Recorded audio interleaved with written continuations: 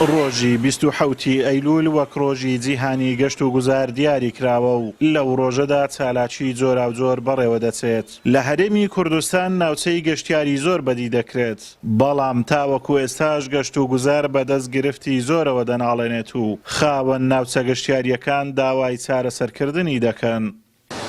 ضرورە زیاتر حکومەتی هەرێمی کوردستان بە حکمی ئەوەی بنەمای گەشتیاری زۆر لە کوردستان هەیە، بە تایبەتی بنەما سروشتەکان و بنەما مرۆییەکانی زیاتر هەرەی پێ بدات و کار ئاسانی بکرێت بۆ گەشتیاران، چ لە ڕێگەی چاکردنی ڕێگاوبانی ستاندارد و چ لە ڕێگای ئاسانکاری بە تایبەتی چونکە با ئەوە گلەیی بێ لە شاری خۆن لە هەولێر گەشتیارێکی زۆری ناوەڕاست و خواروی عێراق بە بەراورد بە شوێنەکانی دیکە لە کوردستان گلەی ئەوەیان لە بازگەکان هەیە، بە تایبەتی لەو بازگانەی کە داخلی هەولێر ئەبن. ناوچە گەشتیارەکان لە ڕووی ئەوە هەتا کوێستانەکە ڕێژەی 150 خزمەت گوزاریەکەی زۆر باشە، بەڵام لە ڕووی شوێنە گەشتیارەکان خاستن بێخاڵ لە ڕووی ڕێگاوبان و لە ڕووی ئینارە و شتیوانە کەم تەرخەمێکی زۆری هەیە. پێویستە لێرە حکوومەت هەوڵێک بداتن بۆ دروستکردنی چاکردنی ڕێگاوبانەکان و دروستکردنی ئینارەکان و خاستن شەوان کە گەشتیارێکی زۆر شەوانی پێنجشەم و جمعە ئەمێنێتەوە.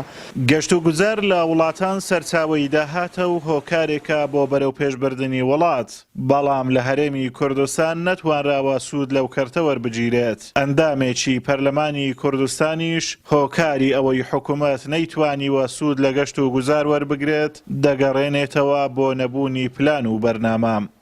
بۆ هەر یەکێک لەمانە بۆ وەڵامی ئەو پرسیارەی کە بۆچی حکوومەتی هەرێمی کوردستان نەیتوانیوە گەشت و گوزار، کشت و کاڵ، بازرگانی پیشەسازی بکاتە سەرچاوەیەکی داهاتی پشت بێبەسترا و لە هەرێمی کوردستانە، حکوومەتی ڕەشیدمان نییە. حکوومەتی ڕەشید واتە حکوومەتێکە پلانی هەیە، بەرنامەی هەیە، بە یاسا کارەکە، گەندەڵیتیانە، قۆڕکاریتیانە، واتە لێپرسینەوەی دەستگاکانی لێپرسینەوە تایە بەهێزن، واتە گەندەڵکاران تایە لاوازن. حکوومەتی ڕەشید حکوومەتێکە بە ئەلکترۆنی کارەکە، حکوومەتی هاوڵاتیە. هۆکاری ئەوەی کە ئێمە نەمانتوانیوە سەرچاوەکانی داهات فرە چەشنکەین و لە ناویشیانە گەشت و گوزار ئەوەیە کە ئێمە حکوومەتێکی ڕەشید، حکوومەتێکی ژیرانەمان نییە ئەگەر وشە کوردیەکە پڕ بە پێز بێ بەرامبەری. بەرپرسی گەشت و گوزاری سۆران بوونی کەسانی دەستڕۆیشت و بەگرفت دەزانێت لە بەردەم پرۆژەکانیان و زۆر جار ڕێگایان نادەن کاری وەبەرهێنان بکەن.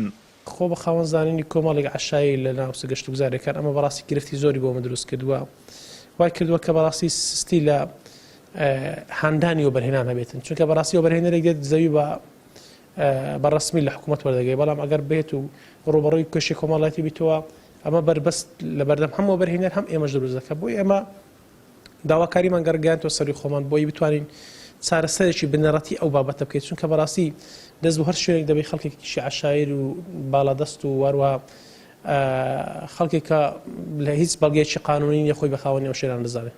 لە کۆی زیاتر لە 7 ملیار مرۆڤ لە سەرزەوی ساڵانە زیاتر لە ملیارێک مرۆڤ دەبن بە گەشتیار و زیاتر لە سەدادەی هەلیکار لە ڕێگەی کەرتی گەشتیاری دابین دەکرێت. کاری گەشت و گوزارە کەوا ناوچە گەشتیاریەکانی کوردستان زیاتر بناسرێن بۆ ئەوەی خەڵکی وڵاتانی دەرەوەش ڕوو لە کوردستان بکەن.